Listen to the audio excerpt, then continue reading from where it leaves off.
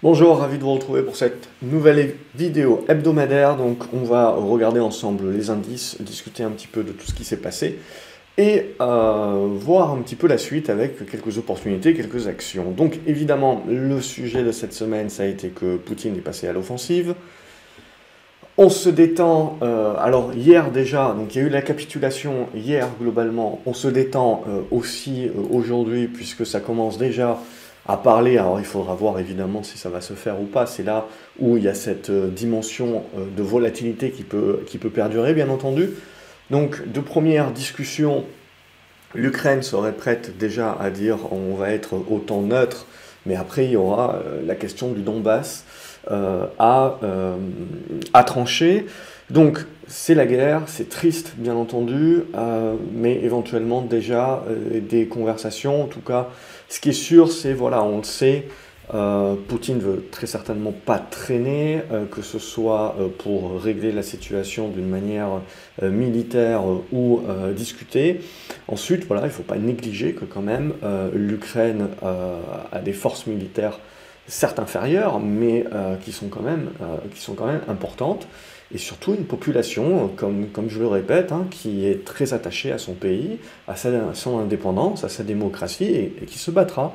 Et de toute manière, je veux dire, même s'il y a l'obligation actuellement pour tous les hommes au-delà de 18 ans de prendre les armes et de ne pas quitter le pays, c'est quand même une volonté également, c'est pas par force entre guillemets, puisque c'est également une volonté d'une majorité des adultes hein, de défendre le pays. Donc ça aussi, voilà, il va falloir éviter l'enlisement. Poutine, à mon avis, n'a pas du tout envie de s'enliser.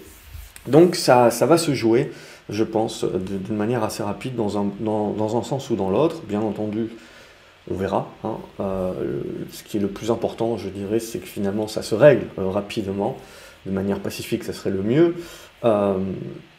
Mais voilà, plus c'est rapide et moins évidemment il y aura de pertes humaines, ce qui est l'essentiel dans ce conflit. Sinon, on a validé voilà, que les Européens n'allait faire que des sanctions. Alors certes, il y a des sanctions qui sont plus ou moins dures, mais on ne peut pas non plus risquer d'être trop fort dans les sanctions, puisque, évidemment, de ces 10 dernières années, on n'a fait qu'accélérer la dépendance vis-à-vis de la Russie, d'un point de vue énergétique en premier lieu. Mais voilà, donc il ne faut pas oublier également le timing qui est pour jouer sur de la pression politique, pour de la pression des populations vis-à-vis de l'inflation, évidemment, avec des élections qui sont à venir, surtout pour Biden à la fin de l'année. Donc on ne veut pas aussi négliger un petit peu le timing de tout cela. Une fois qu'on a dit ça, globalement, le marché, lui, il a acté, c'était ça qui était important pour lui, c'est qu'il a acté en gros que le conflit ne serait pas mondialisé ou ne serait pas plus important, et c'est quelque part déjà hier ce qui le rassurait. Ce qui le rassure encore plus aujourd'hui, c'est qu'on est en train de prendre une tangente vers un conflit qui serait très rapide. Bien entendu, il faut prendre pas mal de pincettes, et il faudra voir un petit peu le week-end.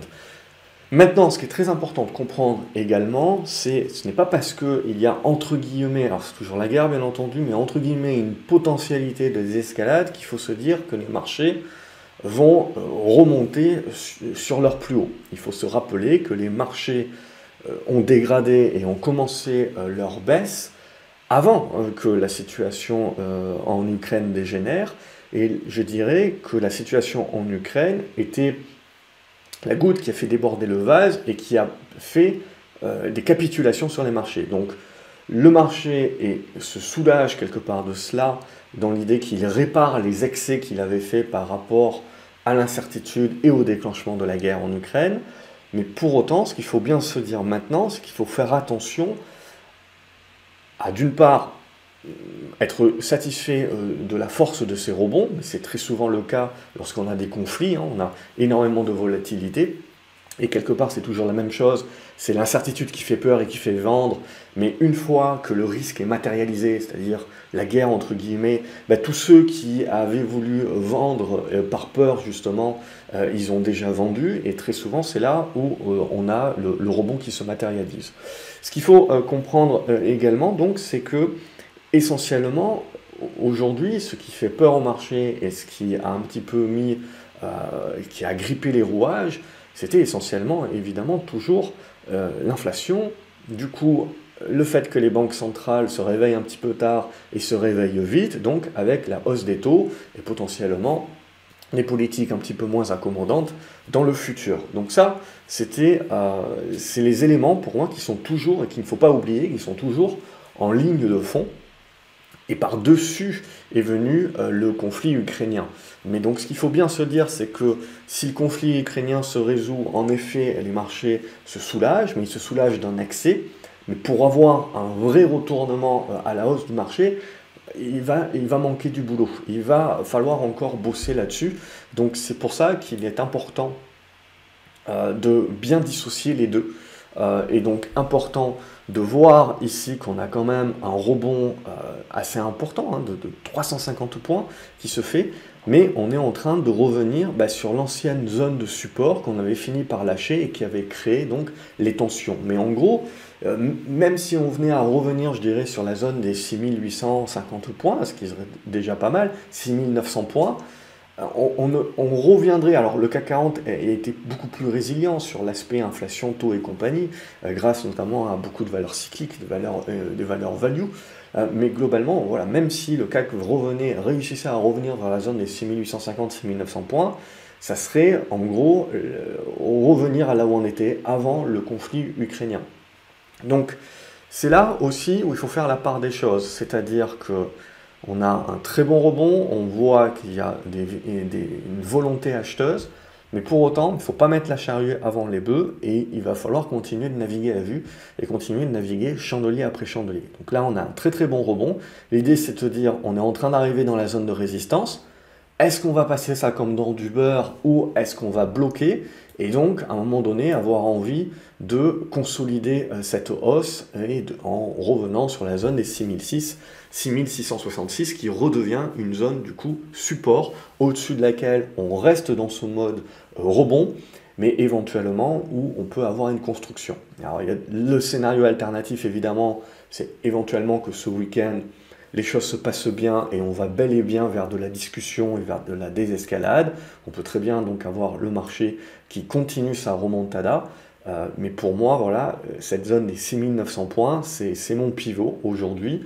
Et tant qu'on ne dépassera pas cette zone des 6900 points, je considérerai que ce rebond est très beau et très bon, mais qu'il ne remet pas en cause, je dirais, la tendance un petit peu de dégradation qu'on a sur les indices et une neutralisation derrière que l'on mettrait en place. Donc ce qui va beaucoup plus m'intéresser maintenant, c'est justement les prochains chandeliers et c'est de voir la capacité du marché, s'il reflue, s'il consolide, de le faire en sens ordonné. Ce qui va vraiment beaucoup m'intéresser pour plus tard et pour commencer à éventuellement avoir des dispositions un peu plus moyen terme plutôt que de continuer à faire du court terme et à être en mode prendre ce qu'il y a à prendre, ça va être les prochains chandeliers qui vont nous le démontrer, qui vont nous le construire. Donc c'est là maintenant que ça devient important. C'était pas finalement le risque, l'incertitude et la peur et la capitulation. C'est pas le rebond, c'est-à-dire que tous les risques sont matérialisés, donc il n'y a plus de signes noirs, etc. Et en plus, on se soulage éventuellement en pensant qu'on va continuer à se parler et à trouver une issue éventuellement diplomatique le plus rapidement possible. C'est maintenant. C'est maintenant que ça va se passer, parce que c'est là justement où on va réellement voir si ces événements de court terme impactent plus durablement notre tendance à moyen terme. Et ça, on en aura la conviction dans quelques séances.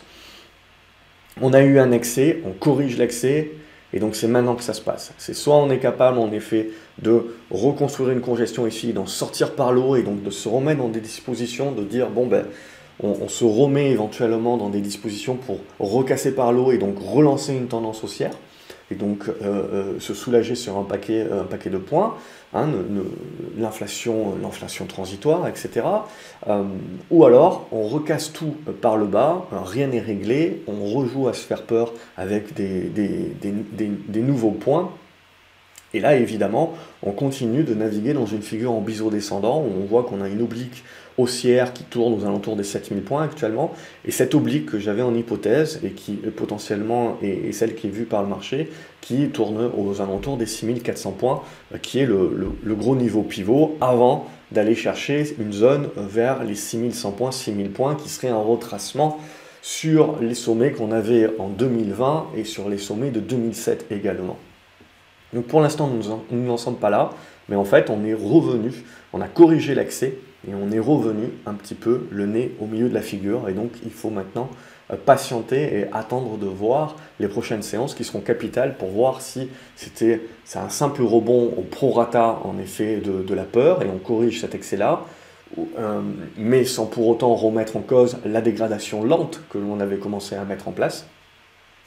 Ou au contraire, si on arrive à se remettre dans des dispositions pour rejouer la tendance haussière, c'est-à-dire qu'on a essentiellement nettoyé le marché des leviers, nettoyé le marché des excès, et on est toujours dans un monde aujourd'hui où même si les banques centrales nous promettent de serrer la vis, ça reste des politiques accommodantes, ça reste aujourd'hui un monde qui, même si l'inflation fait du mal au consommateur, à son épargne et donc éventuellement à la croissance, ça serait un monde où le marché continue de croire que cette inflation-là est transitoire. Et ça va se jouer là. Hein. Il faut bien comprendre qu'en gros, le marché ne change pas de tendance du jour au lendemain. Les choses se mettent en phase au fur et à mesure. Et au fur et à mesure où on a des éléments supplémentaires, on est capable de privilégier un scénario par rapport à un autre. Et c'est là où les vraies tendances se mettent en place. Donc là, je dirais qu'on est revenu un petit peu au milieu du gué. C'est la même chose pour les valeurs de croissance et le Nasdaq notamment.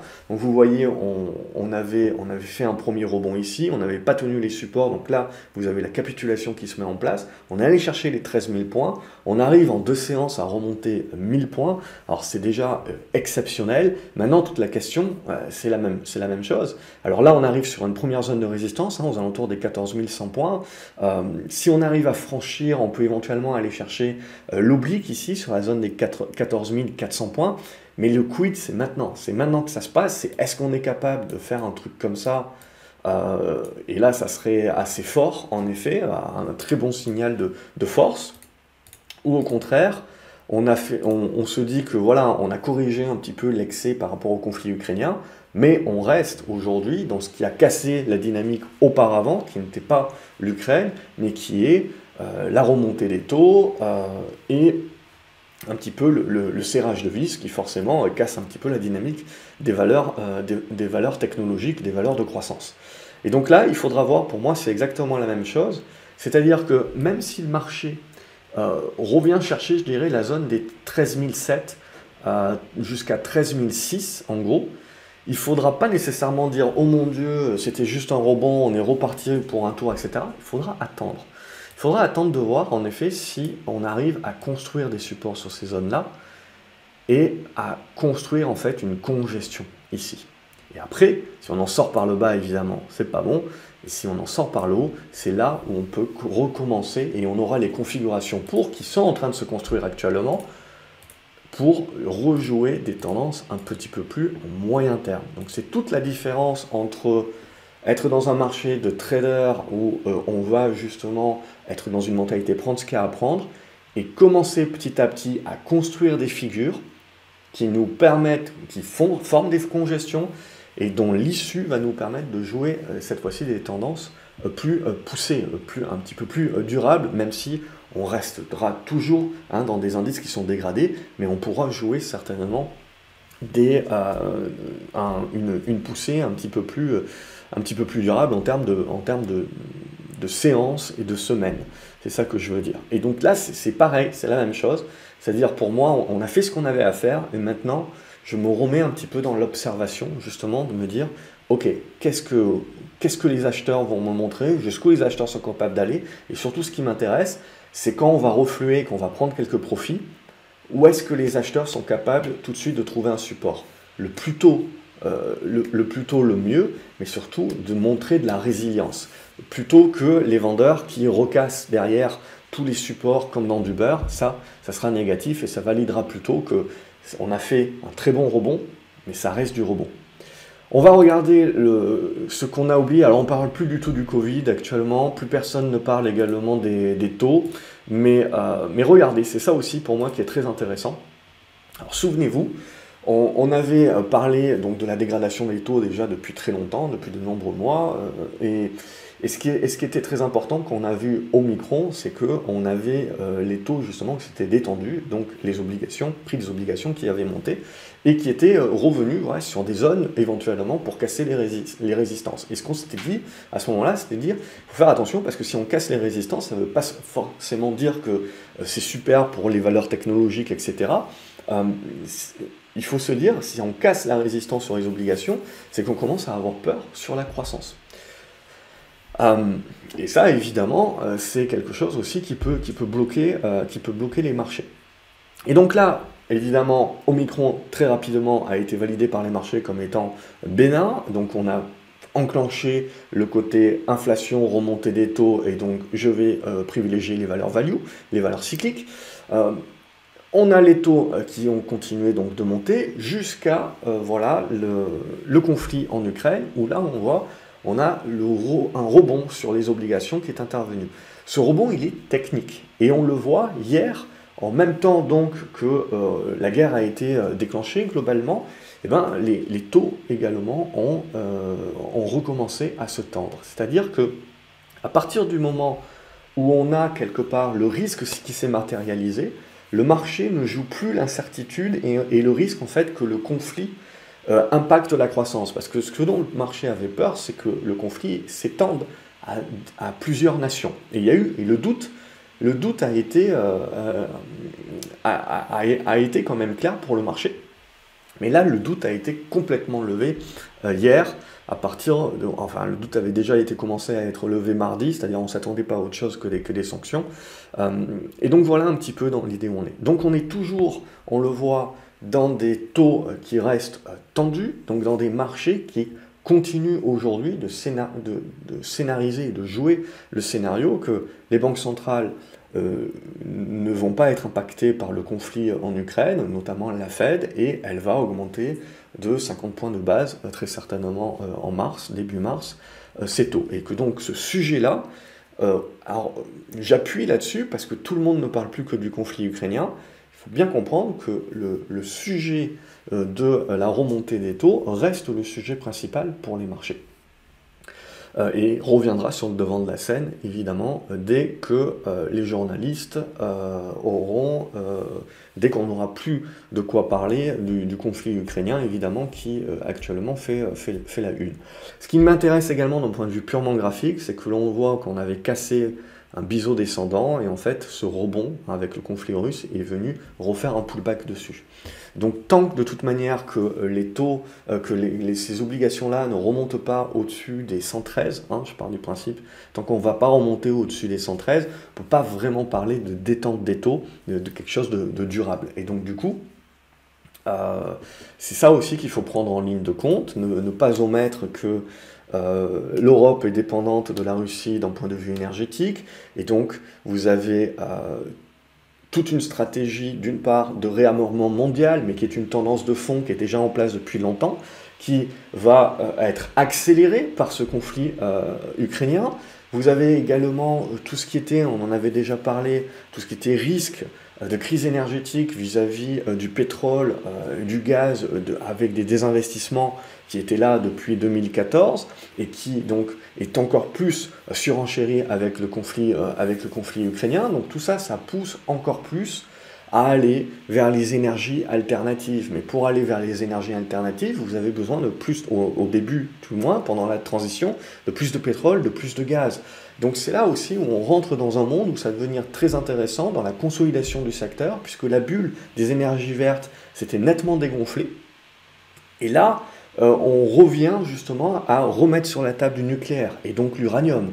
Les enjeux pour obtenir de l'uranium. Il faut savoir que c'est en coulisses la guerre des ressources. Tous les enjeux pour obtenir toutes les matières premières qui serviront à l'énergie de demain, à l'énergie verte.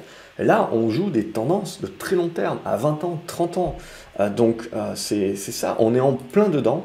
Et je dirais que le conflit ukrainien ce n'est pas le déclencheur de ces tendances-là, c'est un accélérateur, de la même manière que le Covid a été un accélérateur de tendances. Donc on est toujours dans ces dispositions-là. Quand on regarde au niveau du pétrole, c'est la même chose. À partir du moment, donc on a l'incertitude, à partir du moment où la guerre est déclenchée, c'est là où on met le reversal, c'est-à-dire la mèche haute, et qu'on calme le jeu. Donc le pétrole va rester haussier, bien entendu, on est toujours dans les tendances haussières, indéniable, mais on le voit, on consolide, mais ma foi, il faut bien comprendre aussi qu'on a gagné 30 $ en ligne droite, et que donc on a le droit de souffler un petit peu, sans pour autant remettre en cause la tendance haussière dans laquelle le pétrole est. Ce qui avait été intéressant également, c'était que l'or, qui ne sert pas vraiment de protection inflation actuellement, puisque en parallèle de ça, les banques centrales sont en train de parler justement d'une politique moins accommodante, donc ça veut dire moins de création monétaire, donc moins de dilution, c'est-à-dire moins de capacité pour l'or justement de jouer un rôle de protection. Donc c'est là aussi qu'il faut faire attention aux raccourcis. Alors voilà, l'or, c'est pas seulement de l'inflation, donc vous avez besoin d'un certain nombre de choses. Et là, avec le conflit ukrainien, on avait vu l'or justement bien remonter, même chose, à partir du moment où la guerre a déclenché, le risque est matérialisé, et là c'est génial en termes, je veux dire, de vue des dictons. Et là, on voit tout de suite la mèche haute qui se met en place, et le pullback. Alors, ce qui est très important aussi, c'est de bien comprendre que c'est un pullback à ce stade-là, c'est un retracement et on va revenir chercher les résistances obliques qui nous avaient bloqués, qui peuvent jouer un rôle de support dorénavant. Donc ce n'est pas une remise en cause de la tendance de fond. Donc c'est là aussi que c'est très important de bien comprendre que on a matérialisé certes des prises de profit, mais on n'a pas remis en cause le retournement de la tendance à la hausse que l'or, pour l'instant, continue de valider. Sur l'argent, par contre, on n'a pas réussi à breaker. Donc on est toujours, alors on a réussi à breaker, mais on fait la mèche haute et on n'arrive pas à valider en clôture. Donc on est toujours là-dedans, mais même chose, on est toujours dans les dispositions. Donc à ce stade-là, ce qu'il faut comprendre, voilà, c'est qu'il faut faire attention aujourd'hui de ne pas se faire happer par les mouvements de court terme qui sont liés justement à la matérialisation d'un risque par rapport aux tendances de moyen terme qui continuent aujourd'hui de se construire et de valider éventuellement des signaux. Donc on reste toujours là-dessus. Donc c'est ça qui est très important. Et au niveau de l'euro-dollar, alors avec évidemment la guerre, on a eu un retour au dollar, un retour sur les valeurs américaines, un retour un petit peu à la sécurité. Mais pour autant, regardez, c'est ça qui est le plus intéressant, c'est que le marché globalement, pour moi, n'a pas paniqué. On a respecté les niveaux techniques. C'est ça qui est le plus important. Et on le voit aussi sur l'euro-dollar. On voit que l'euro donc a pas mal baissé, mais est revenu chercher son oblique support de son biseau descendant.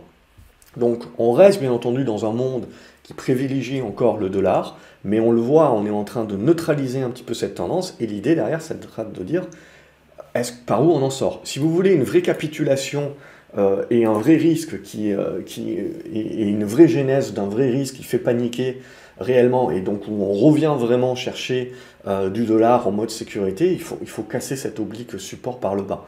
Et là, en effet, on a une capitulation qui se met en place et un vrai sell-off avec une vraie panique.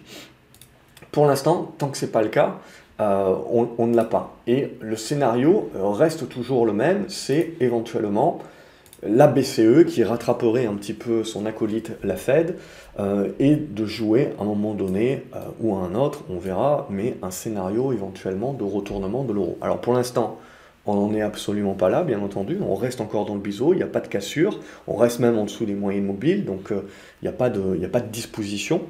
Mais voilà, ça fait partie aujourd'hui des choses qui sont à regarder, puisqu'on arrive en bout de figure, et donc il y a pas mal de choses qui vont bouger certainement dans les semaines à venir, et comme de par hasard, on aura la Fed début mars, et on va continuer donc certainement de remettre sur la table ce sujet-là à nouveau, en espérant d'ici là que le sujet ukrainien sera clos en priorité pour les civils, bien entendu. Voilà, je pense que j'ai fait globalement le tour. Ce qu'on peut faire, c'est qu'on peut passer aux actions. J'ai fait une petite sélection. Vous avez AB InBev qui se relance bien. Vous voyez, vous aviez eu une bonne poussée ici, donc un bon premier break. La congestion qui se met en place, et là, on est en train de valider la cassure de l'oblique, et il faudra confirmer en cassant la résistance horizontale, mais c'est une belle tendance. C'est ça aussi que j'apprécie dans ce marché, c'est qu'on voit que c'est pas un marché qui jette le bébé avec l'eau du bain, clairement, c'est pas un marché qui a peur et qui vend tout, c'est un marché qui est très sélectif et qui continue de l'être encore plus, mais il y a de belles tendances. Et alors là où c'est le plus intéressant, c'est que vous avez même des belles tendances sur des valeurs vertes comme Albioma. Et c'est là aussi où c'est important de bien comprendre que ce conflit ukrainien, au-delà de pousser des tendances de fond de réarmement et donc de titres qui sont liés à l'armement et à la défense, à la sécurité, à la cybersécurité, etc., ça pousse encore plus, donc du coup, le besoin d'activer, comme le Covid, cette transition énergétique. Alors malheureusement, cette transition énergétique, elle ne sera pas du jour au lendemain, et elle demande aussi de trouver, en attendant, pour essayer d'enlever un petit peu de dépendance peut-être à la Russie, des alternatives pour récupérer du gaz et du pétrole et continuer de financer cette poussée vers les énergies donc plus alternatives. Et donc on a vu en effet le marché tout de suite revenir sur les valeurs uranium, notamment les valeurs nucléaires, et également les valeurs vertes, qui, on le sait, peuvent aussi faire l'objet d'OPA et de fusion-acquisition de par des valeurs pétrolières qui aujourd'hui sont en train de faire des profits records et utiliseront ces profits records pour faire certes des rachats d'actions, des dividendes, de l'investissement en interne, mais aussi potentiellement, alors que les valorisations ont pas mal baissé ces derniers mois, pour faire éventuellement des acquisitions externes et pour accélérer elles aussi leur shift vers les énergies alternatives. Donc on regardera ça, et évidemment tout ça, ça veut dire aussi enjeu de tout un tas de matières premières.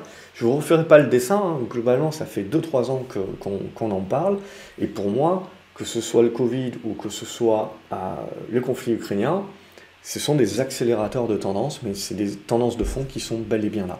Et donc on le voit, Albioma, c'est celle qui a la config qui est la plus propre. Hein, vous avez Voltalia aussi et Neoen qui ont très bien rebondi, mais les tendances sont encore négatives sur celle-ci, alors que Albioma, la tendance est en train de repasser positive. Alors il y aura encore un petit peu de boulot, on voit qu'on est en train de venir travailler une zone de résistance ici, mais globalement au-dessus des 35 €, on a un retournement qui est en train de s'acter.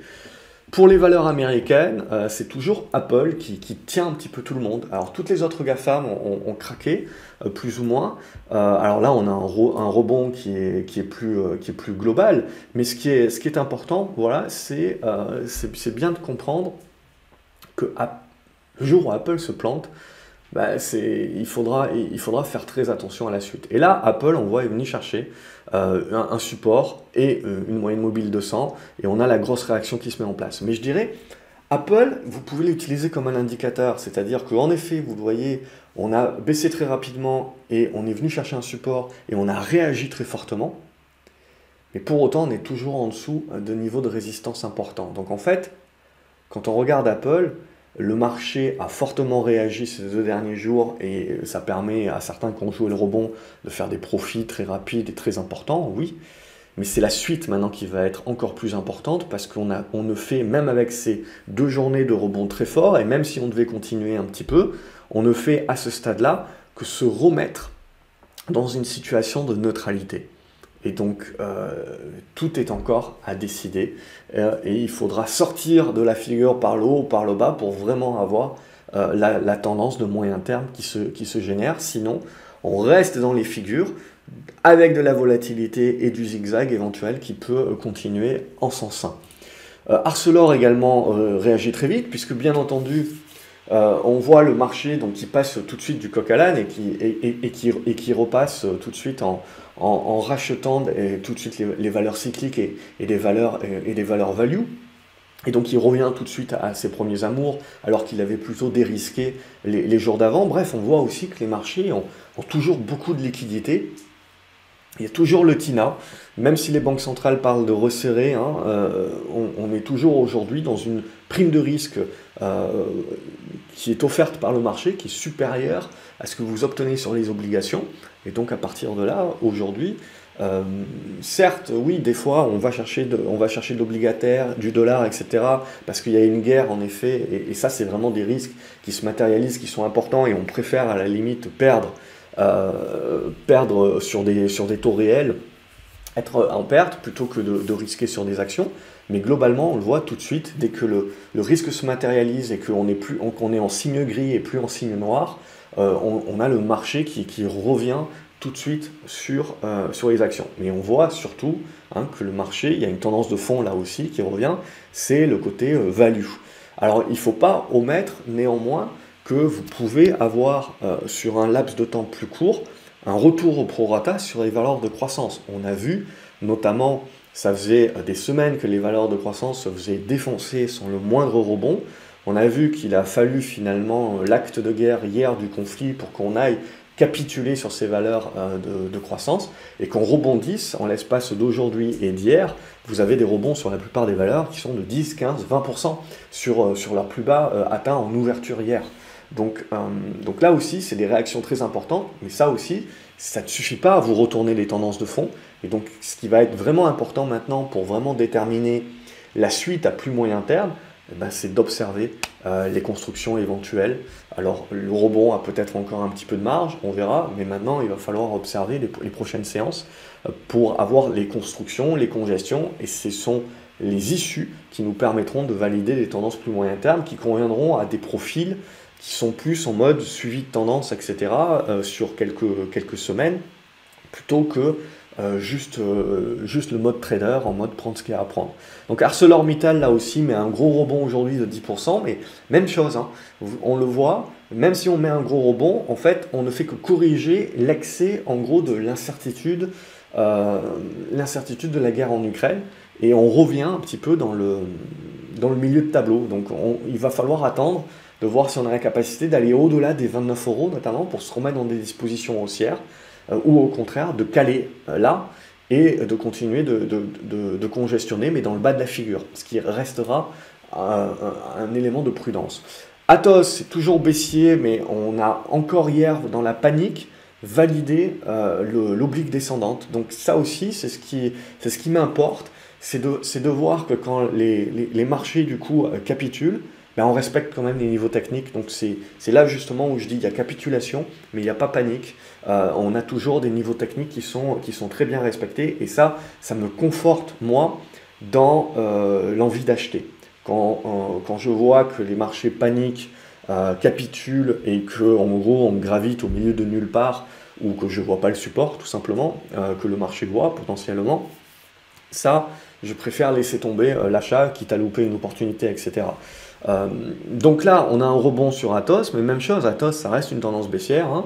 On reste dans quelque chose de dégradé, et on reste en rebond technique à ce stade-là. Il faudra revenir, on le voit, au-dessus des 33-34 euros pour vraiment commencer à parler et se dire qu'on est en train de se mettre en retournement sur Atos. Je fais un parallèle. Worldline avait une tendance qui était légèrement similaire à Atos il y a encore quelques séances, mais là, tout a changé.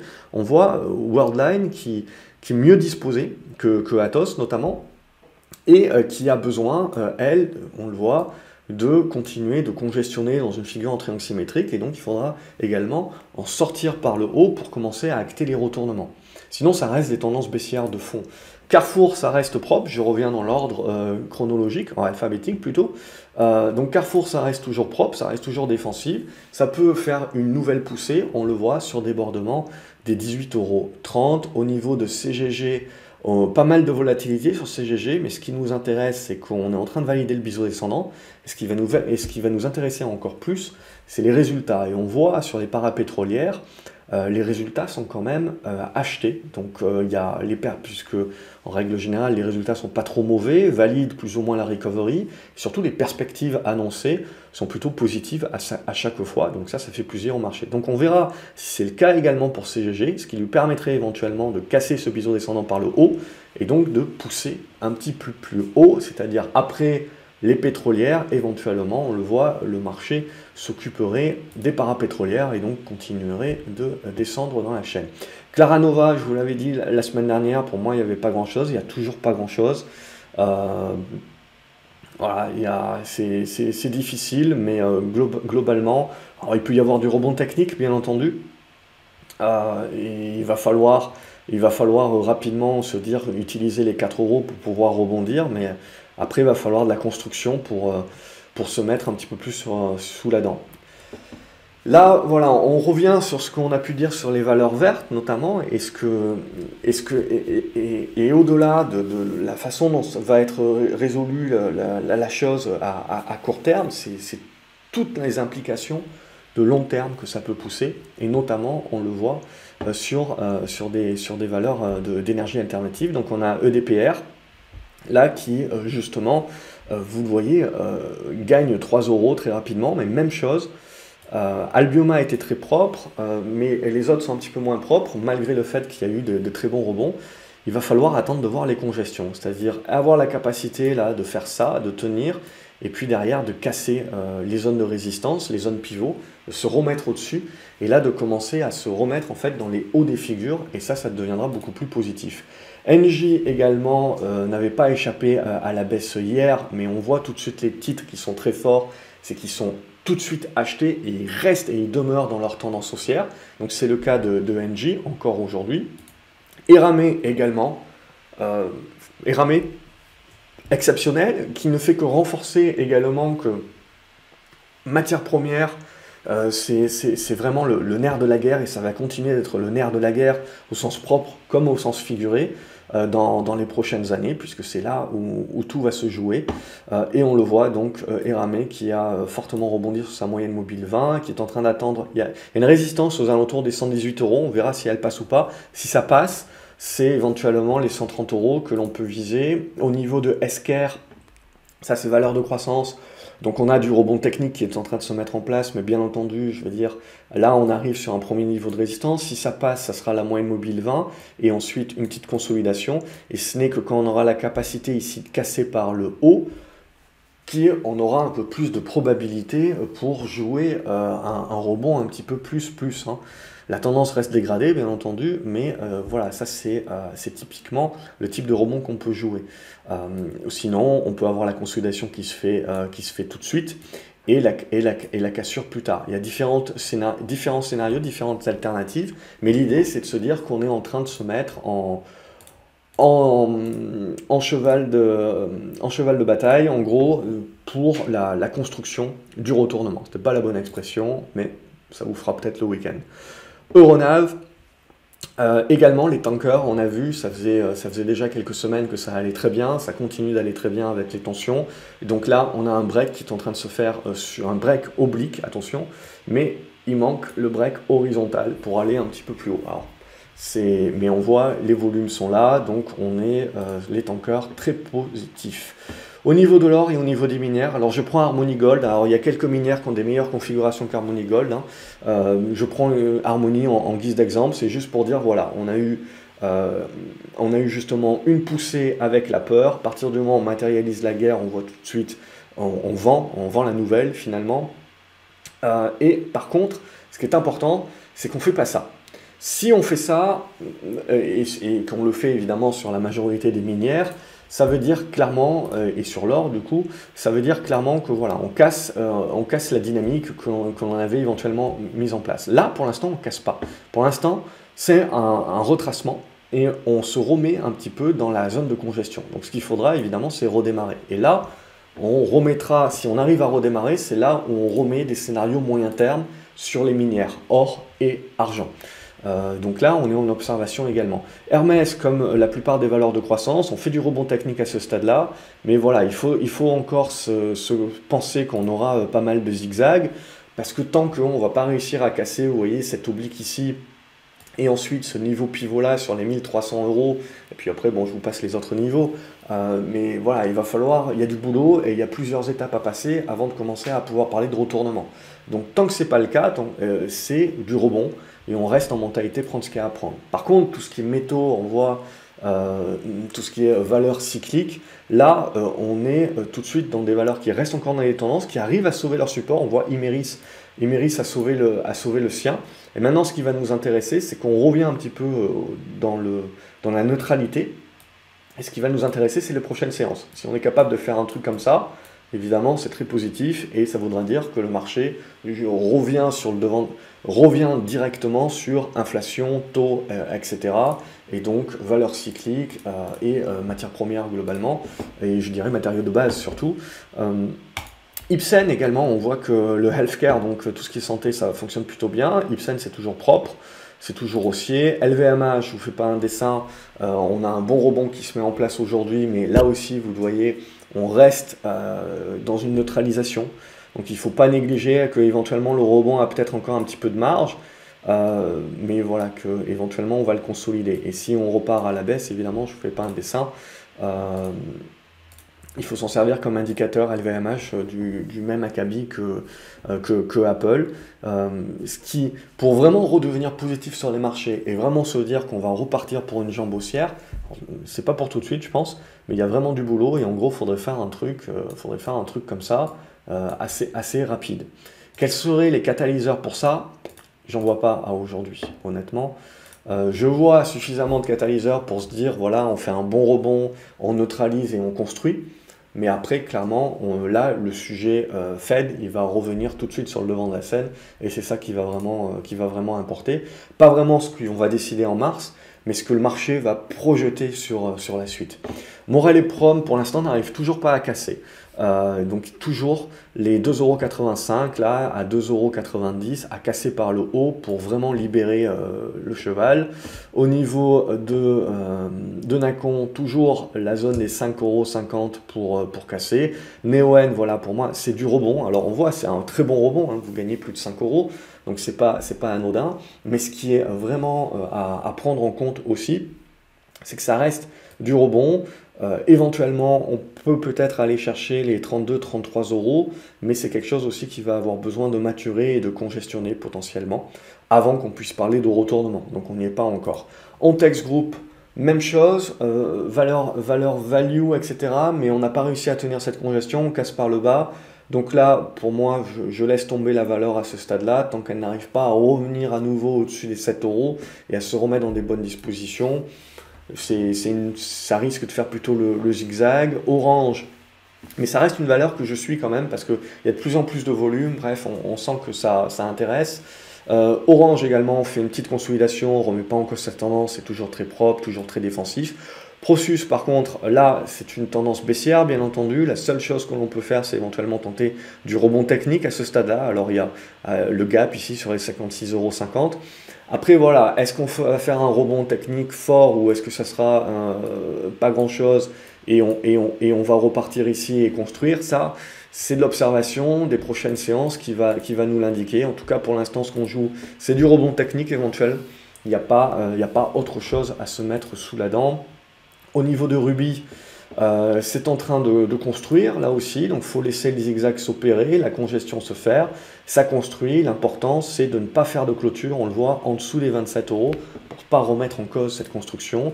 Sanofi également, donc c'est propre, ça reste propre, pas grand chose à dire. Sartorius, donc même chose, ça rebondit timidement sur les valeurs de croissance, on voit que ça rebondit parce qu'il y a eu un excès baissier, mais que ce n'est pas non plus la folie, on ne se précipite pas, donc on sent bien que la mentalité du marché reste quand même ancrée sur cet aspect inflation, remontée des taux, pour l'instant. Ce qui va nous importer, donc c'est du coup éventuellement revenir sur la zone des 350 euros. Mais on le voit, tant qu'on ne revient pas au-dessus des 350-360 euros, c'est du rebond technique pour l'instant et on ne peut pas encore parler de fin d'hémorragie et de construction de mieux. SMCP, même chose, on voit qu'on a cassé ici par le bas, on arrive avec le rebond ici à se remettre un petit peu au niveau de la cassure, mais même chose, c'est timide dorénavant, on est revenu un petit peu au milieu du gué. Donc on revient sur une construction. Les bancaires également ont énormément souffert du conflit. Alors certaines sont plus exposées que d'autres, mais globalement les banques s'étaient désexposées de la Russie déjà depuis de nombreuses années, et notamment depuis la Crimée. Donc on n'est pas non plus sur des expositions de folie. Pour autant, on le voit, une valeur comme Société Générale a perdu 10 euros en quasi ligne droite. Donc on a enfin eu une volonté de tenue et de rebond aujourd'hui, mais même chose, c'est du rebond technique à ce stade-là. Hein. C'est du rebond technique, on reste en mode prendre ce qu'il y a à prendre, et il va falloir attendre plusieurs chandeliers, et tant qu'on ne remonte pas au-dessus des 30,50 €, moi je considère que ça reste du rebond technique. Et après il faudra voir, chandelier après chandelier, comment on va construire, et là c'est ce qui nous donnera un petit peu plus de conviction pour la suite. Solution 30 aussi, ça gesticule pas mal, mais on reste plutôt neutre et toujours dans la construction de notre congestion. Bon, je ne le trace pas très bien, vous avez compris l'idée. Toujours ce débordement des 7,20 € qui peut déclencher un signal. Technicolor, on est toujours un petit peu en embuscade. Casser les 3 € pour éventuellement valider le retournement sur Technicolor. Technip Energy, alors eux, ils sont très impactés avec la Russie, ils ont plus de 30% justement de leur chiffre d'affaires, il me semble, qui est impacté par un certain nombre de projets également. Donc après, c'est qu'une chose d'anticiper le pire, c'est est-ce que les Européens iront jusqu'à empêcher certaines valeurs de faire du business avec la Russie. Bon, vous n'avez pas que Technip Energy, Total, beaucoup de valeurs pétrolières sont impactées par cela. Et donc, elles ont beau faire des profits records, à court terme, le marché, entre hier et aujourd'hui, a voulu pricer également ce risque-là. Alors, on a une mèche énorme sur les plus bas qui a été faite aujourd'hui sur Technip Energy. Mais même chose, hein, je veux dire, il va certainement falloir un petit peu de la construction. C'est quelque chose qui peut se regarder en unité courte, hein, mais en unité journalière, on voit que dorénavant, pour refaire venir la confiance, il va falloir pas mal de boulot. Il ne faut pas oublier également voilà, que les valeurs russes étaient des valeurs pas chères de base, mais on a vu que voilà, c'était pas cher, ça paye beaucoup de dividendes, c'était bien value, c'était bien anti-inflation, mais boum, vous avez une guerre et vous vous retrouvez à encore beaucoup moins cher. Et donc bien entendu que ça peut être vu comme une opportunité, c'est toujours la même chose, c'est une question d'horizon de placement, c'est une question de taille de vos positions. Si vous devez investir et tenter la Russie, ce que je peux vous recommander, c'est d'y aller via un tracker. Plutôt que sur des titres en direct. Pourquoi? Parce que le risque qui peut advenir, c'est que pas de bol, vous prenez un titre qui va se prendre des sanctions. Vous prenez un titre qui va éventuellement, vous prenez comme vous ne l'achetez pas en Russie pour la plupart d'entre vous, sauf si vous avez des comptes pro ou des comptes qui vous permettent justement d'accéder à ce type de marché, vous allez certainement acheter des certificats. Et donc là, le risque, évidemment, c'est potentiellement qu'on fasse la même peur qu'on avait fait pour les valeurs chinoises, c'est de délister ces actions-là des marchés européens, voire des marchés américains. Donc c'est là où l'idée, un petit peu, si on veut tenter l'opportunité, entre guillemets, de l'achat russe, c'est d'y aller par tracker, plutôt qu'en direct sur certains titres. Ça serait le conseil de prudence. Thales, je ne vous fais pas un dessin, évidemment, on voit que la tendance, de toute façon, était bien en place depuis un petit moment, et donc là, le conflit ukrainien permet l'emballement. C'est souvent ce que je vous dis, hein, c'est dans la psychologie des foules, ce qui est important de comprendre, c'est qu'en gros, quand tout le monde en parle et quand le consensus en parle, c'est bien, parce que ça nous permet de créer l'emballement, de créer l'exponentiel. Mais globalement, la tendance, elle est déjà derrière nous, elle a déjà été actée par le marché. Donc c'est ça qu'on retrouve ici aussi. Tilray Brands, je vous la montre, pas pour vous dire c'est un super coup, etc. Je vous la montre parce que c'est ce qu'on retrouve sur beaucoup de valeurs un peu plus petites, spéculatives, de croissance aux US. Et on retrouve, donc évidemment, cette tendance baissière, indéniable, mais ce qu'on retrouve, c'est des constructions. Et donc c'est là où ça va devenir très intéressant, justement, c'est que, alors, les figures ne sont pas prêtes de casser, etc., mais elles commencent à maturer et on commence à voir les constructions. Donc ça veut dire que ces prochaines semaines, ça va être intéressant de continuer d'observer tout ça, parce que soit ça casse par le bas, on continue la tendance baissière, et je vous ai rien dit, soit on arrive justement à se remettre bien comme il faut, et à les casser par le haut, auquel cas, on ne parlera pas de retour des VSB, des Wall Street Bets, etc., de la spéculation de 2021, tout ça. On parlera en fait de tendances qui peuvent durer plus que quelques séances. C'est-à-dire qu'on jouera des tendances de retournement qui peuvent durer quelques semaines. C'est-à-dire qu'on reviendra à peu près sur du suivi de tendance, entre guillemets, moyen terme, dans ma définition, quelques semaines. Et ça, voilà, c'est ça aussi qui est important de comprendre quand le marché change un petit peu de paradigme, quand il devient uniquement très court-termiste, donc en mode prendre ce qu'il y a à prendre, et donc c'est du trading, ou quand on recommence à jouer des tendances. Donc voilà un petit peu pour l'idée. Ça, on retrouve sur Growth Generation, il y a pas mal de valeurs, et surtout des valeurs de croissance, et pas mal de petites valeurs vertes qui sont faites défoncer aux US à moins 80%, qui se retrouvent dans ces dispositions-là. Alors, cassera pas, ça s'observe. C'est ça qui est intéressant actuellement. Total Energy également avait été attaqué donc, par le fait qu'ils sont pas mal présents et impactés en Russie, bien entendu. On tient pour autant, la tendance est haussière et on tient le premier support qu'on trouve. Pour autant, là aussi, c'est la même chose. C'est de dire le rebond, pour l'instant, il n'est pas très fort. On reste au milieu du gué. Ça reste des tendances haussières. Mais voilà, ça peut éventuellement ramer un petit peu. Unibail, par contre, ça reste propre. Hein, je trouve que ça reste propre. On reste au-dessus des soutiens pour l'instant, on tient. Et donc, ce qui pourrait libérer un petit peu plus la tendance, c'est de repasser au-dessus des 73 €. Union financière, ça c'est lié à Aviva. Et l'idée ici, c'était que bon, vous aviez l'aspect spéculatif sur ce point-là. Ils ont relevé le dividende également. Donc, vous avez l'aspect fondamental. Et à cela s'ajoute maintenant l'aspect graphique, puisqu'on vient de réaliser le break qui permet de jouer un retournement. Valeo qui se fait complètement défoncer. Alors, ce matin, je me suis dit, c'est pas possible, ils ont des trucs en Russie. J'ai vérifié, non, et en fait, je n'avais pas regardé, mais c'est les résultats, avec des perspectives un petit peu timorées. Mais on voit que le marché sanctionne énormément. Donc, de toute manière, on avait cassé le support ici, on a tout lâché, et on vient directement chercher la zone des 20 €.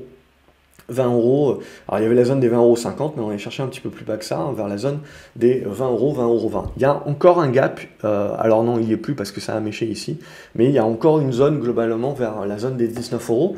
Mais bon, j'ose espérer, c'est normal, je suis en position, qu'on devrait se retenir ici. Alors après, c'est un couteau qui tombe, bien entendu, c'est une tendance baissière. Valeo, pour autant, d'un point de vue fondamental, ça reste une valeur intéressante. Je ne vous dis pas c'est une belle valeur, c'est comme Pharmagest, etc. Parce qu'en général, c'est toujours la même chose. Une belle valeur peut aussi être moins chère. Donc il faut éviter de se faire enfermer là-dessus juste parce que c'est une belle valeur. Donc voilà un petit peu pour ces éléments-là. Au niveau de Vallourec, là aussi c'est intéressant dans le sens où, bon, hier on est allé chercher l'oblique, je ne l'ai pas vu hier. Je l'ai vu qu'aujourd'hui, sinon je me serais risqué pour jouer les résultats. Les résultats confirment que bon, c'est pas la panacée, mais c'est la recovery, les perspectives sont meilleures, boum, on paye tout de suite. Après, il faut relativiser, globalement, on est revenu sur le même niveau qu'on avait la semaine dernière, avant justement le ramdam au niveau du conflit ukrainien.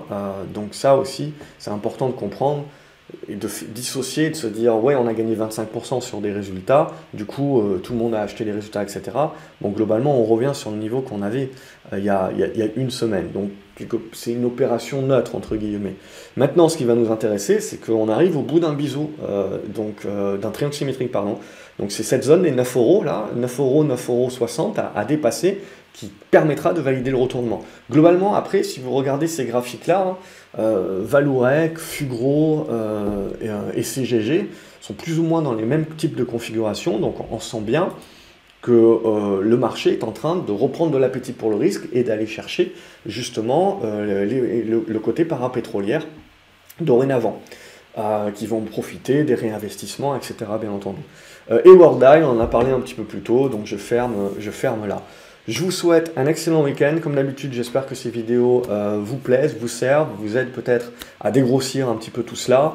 N'hésitez pas à me demander des titres, peut-être en commentaire. Je ne les passe pas forcément tous, mais je regarde. Vous mettez un pouce en l'air sur un titre qui a été proposé par quelqu'un d'autre et qui vous intéresse aussi. Et je ferai une sélection pour essayer d'intégrer à peu près 5-6 titres dans tout cela. Je sais très bien qu'en général, quand je demande ça, vous allez me demander des titres qui sont en tendance baissière, bien entendu, puisqu'en règle générale, vous demandez des titres où vous êtes englué. C'est normal, tout le monde fait la même chose. Quand ça se passe bien, en règle générale, on est le roi du pétrole et on pense qu'on a besoin de personne et qu'on a besoin de la vie de personne. Donc c'est normal qu'on demande, selon la psychologie des foules, toujours des titres sur lesquels on est un petit peu enlisé. Je vous souhaite une nouvelle fois un bon week-end. N'hésitez pas à liker la vidéo, à la partager avec d'autres investisseurs que ça pourra aider. Et à vous abonner à la chaîne, puisque je suis rentré au bercail globalement, avec un excellent timing. Et je tenterai donc de reprendre des vidéos un petit peu plus dans le détail de nos différents sujets du moment. Une nouvelle fois, bon week-end, salut les graphes et à lundi.